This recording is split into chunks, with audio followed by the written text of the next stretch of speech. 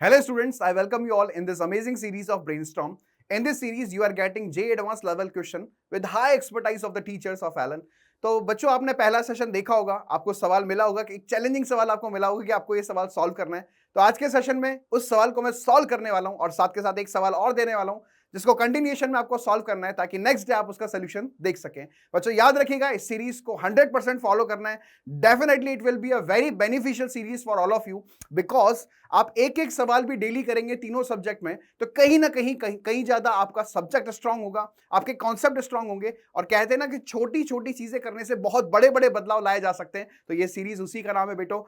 तो आपको ध्यान रखना है इस बात का कि ब्रेनस्टॉर्म को 100% फॉलो करना है, फुल एनर्जी के साथ, फुल जोश के साथ। ठीक है, स्टार्ट करते हैं उस सवाल का सोल्यूशन। तो सवाल आप देख सकते हैं कि px आपके सामने है x² माइनस का 3x माइनस का 7 और आपको क्या बोला गया सवाल में qx से rx दो पॉलिनोमियल थे। यहाँ पे p plus q, p plus r और q प्लस आर इनके जो रूट्स है वो कॉमन रूट्स है, कॉमन रूट है। अब मैं आपको थोड़ा सा एक्सप्लेन करता हूं। सबसे पहले मैं आपको बताऊंगा आपको px के बारे में क्या इंफॉर्मेशन दे रखी है। What is px? अगर हम px की बात करें यहाँ पे तो px क्या है बच्चों? px आपको दे रखा है x² माइनस का 3x, राइट? x² माइनस का 3x माइनस का 7। अब आपको qx और rx के बारे में पता नहीं है बट आपको बोला गया कि p प्लस क्यू और इन सबके पेयर में जो है वो कॉमन रूट है। तो क्या मैं बोल सकता हूं कि p प्लस क्यू और आगे बोलूं p प्लस आर, इसका रूट में मान लू स्मॉल p। सिमिलरली मैं अगर बोलूं तो p प्लस क्यू और लास्ट में है q प्लस आर, इसका मैं रूट मान लेता हूं स्मॉल q। सिमिलरली मैं लास्ट में p प्लस आर और q प्लस आर का रूट मान लेता हूं स्मॉल r। क्या बोला मैंने कि इनके पेयर में रूट कॉमन है, इसका मतलब p plus q, p plus r का एक रूट मान लिया मैंने p है। Similarly p plus q, q plus r का एक रूट मान लिया मैंने q है। सिमिलरली p प्लस आर और q प्लस आर का एक रूट मान लिया हमने स्मॉल r है। अब आपको क्या करना है, एक चीज सोचिएगा ध्यान से। क्या मैं एक बात कह सकता हूं कि p प्लस क्यू का रूट जो है, एक रूट तो p है, राइट? और p प्लस क्यू का एक रूट क्या है? q। अगर मैं आपसे बात करूं और क्वेश्चन में क्या क्या दिया हुआ है, यहां पे क्वेश्चन में दिया हुआ है कि coefficient of x² is equal to 1। अगर आप p प्लस क्यू की बात करेंगे तो क्या मैं px प्लस qx को, या फिर मैं ऐसे लिखना चाहूं px प्लस qx को ऐसे लिख सकता हूं क्योंकि मुझे पता है कि इसका एक रूट क्या है, यहां पे p है और एक रूट इसका q है। तो इसको मैं लिख सकता हूं twice of x minus p और इनटू में x minus q, right? Similarly अगर आपसे मैं बात करूं px प्लस rx की, अगर मैं आपसे px प्लस rx की बात करूं तो px प्लस rx का एक रूट p है और px प्लस rx का एक रूट r है। तो क्या मैं इसको लिख सकता हूं twice of x minus p और इनटू में x माइनस r। सिमिलरली अब मैं लिखूंगा qx प्लस rx के बारे में, तो qx प्लस rx के बारे में बात करेंगे तो ये हो जाएगा twice of this will be x minus q और इनटू में x माइनस r। सबको ये बात समझ में आई? लीडिंग कोफिशिएंट 2 के बराबर होगा। लीडिंग कोफिशिएंट 2 के बराबर क्यों होगा?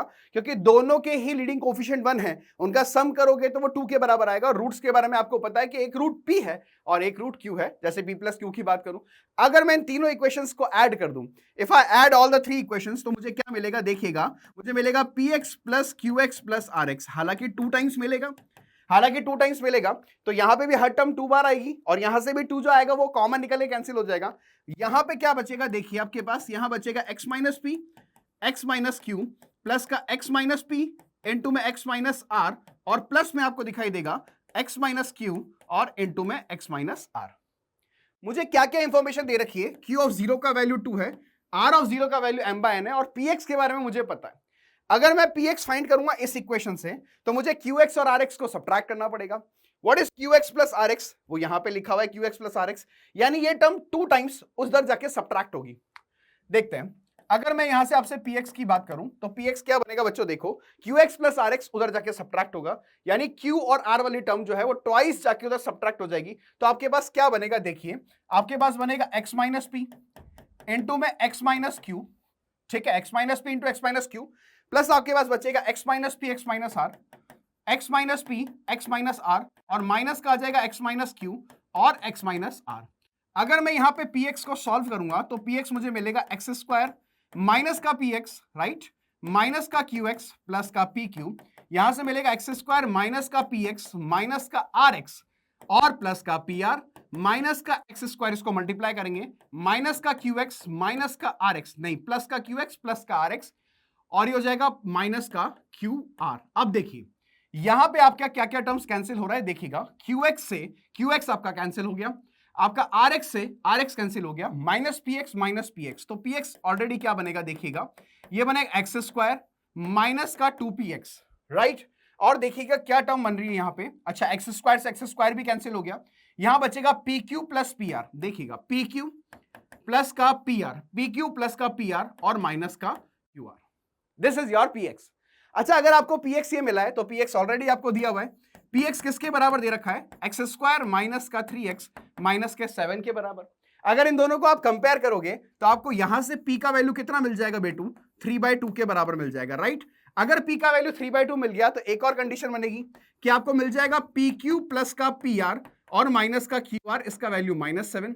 अगर मैं p कॉमन निकाल लूं यहां से, यानी मैंने 3/2 लिख दिया, अंदर बनेगा q प्लस r माइनस का q r and that is equal to -7। Let us suppose this is first equation.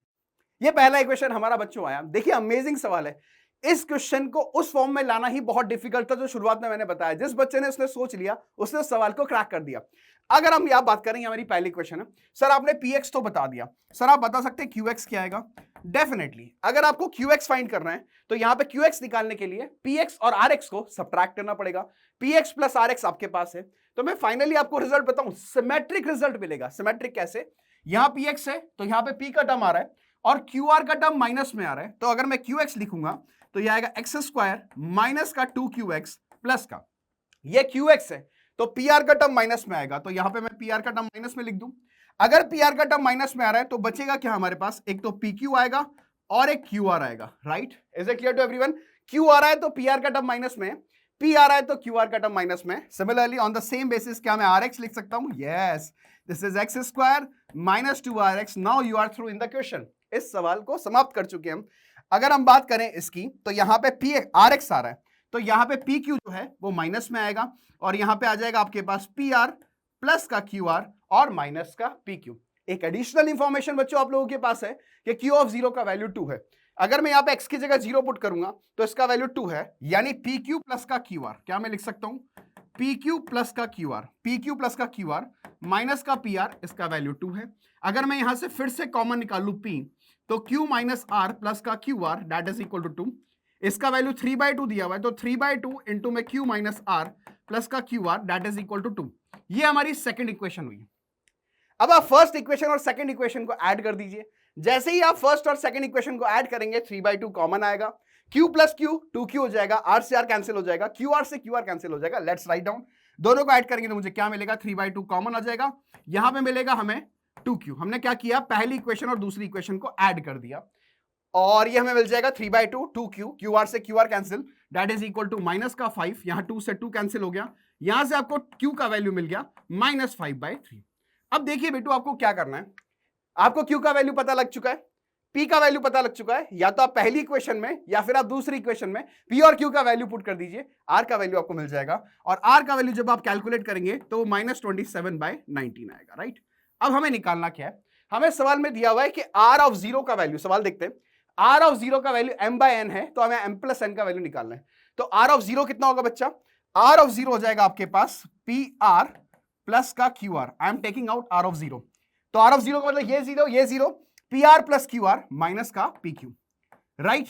अगर आप इसको सॉल्व करोगे, दोनों में से r कॉमन निकाल लो, r है -27/19, यहां पे मिलेगा कितना? p प्लस q, p का वैल्यू है आपके पास 3/2, q का वैल्यू है -5/3 और माइनस का pq यानी माइनस का 3/2 है ना, माइनस का 3/2 इंटू में -5/3, तो ये प्लस हो जाएगा और यहाँ पे 5/3 आ जाएगा। क्या 3 से 3 कैंसिल हो गया बच्चों? यस, अब 3 से 3 हमने कैंसिल कर दिया तो हमारे पास 5/2 बचेगा। लेट्स सी फाइनल आंसर -27/19, यहां कितना बचेगा? देखिए 9 माइनस 10 -1/6, दिस इज -1/6 और प्लस ये 5/2 बचेगा।